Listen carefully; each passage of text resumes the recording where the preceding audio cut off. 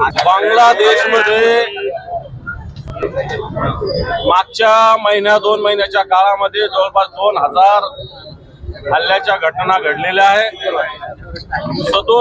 69 मंदिरावर हल्ले झालेले, तोडफोड करण्यात आलेली आहे. जवळपास 50,000 व्यक्ती याच्यातून बाधित आहे.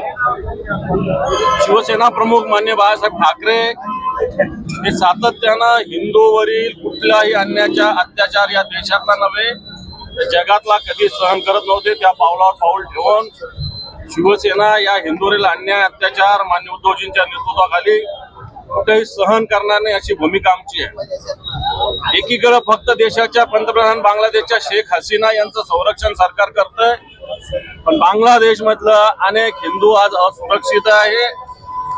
असं असताना मागच्या काळामध्ये जो सीआयए कायदा आला होता हा कोणासाठी होता? जे बांगलादेशी असेल, पाकिस्तानी असेल, अफगाणचे असेल, इथले हिंदू होते यांच्या सुरक्षिततेसाठी होता.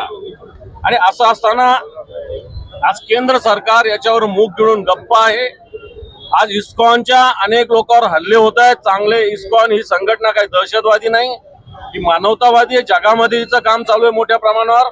असं असताना केंद्र सरकारने मागच्या 2-3 महिन्याच्या काळात कोणतीही भूमिका बांगलादेशच्या घटनेविषयी व्यक्त केलेली नाही. बांगलादेशशी आपला मोठा व्यापार चालू आहे. बांगलादेशचा सगळ्यात जास्त आयात या हिंदुस्थानात होते. बांगलादेशचे क्रिकेट खेळाडू या ठिकाणी क्रिकेट खेळायला येतात. मला वाटतं केंद्र सरकारने बांगलादेशवर आर्थिक बहिष्कार टाकण्याची भूमिका घेतली पाहिजे. क्रिकेट सुद्धा कोणताही खेळायचे बांगलादेशी खेळाडू इथं आले नाही पाहिजे.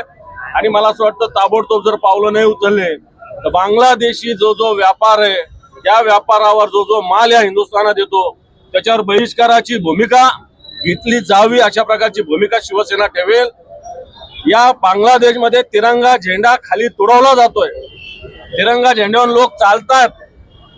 इतका अपमान देशाचा या तिरंगा राष्ट्रध्वजाचा केला जात असताना भारताचं सरकार, केंद्र सरकार, मोदी सरकार कोणती भूमिका घेत नाही. म्हणून शिवसेनेनं या हिंदुस्थानात पहिल्यांदा आंदोलनाची भूमिका घेतलेली आहे.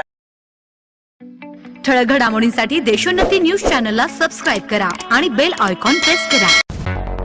मुंबई, पुणे, नागपूर, मराठवाडा असो का विदर्भ, राजकीय, सामाजिक, शैक्षणिक क्षेत्र असो का क्रीडा, सर्वच घडामोडीचे विश्लेषण पाहायला विसरू नका.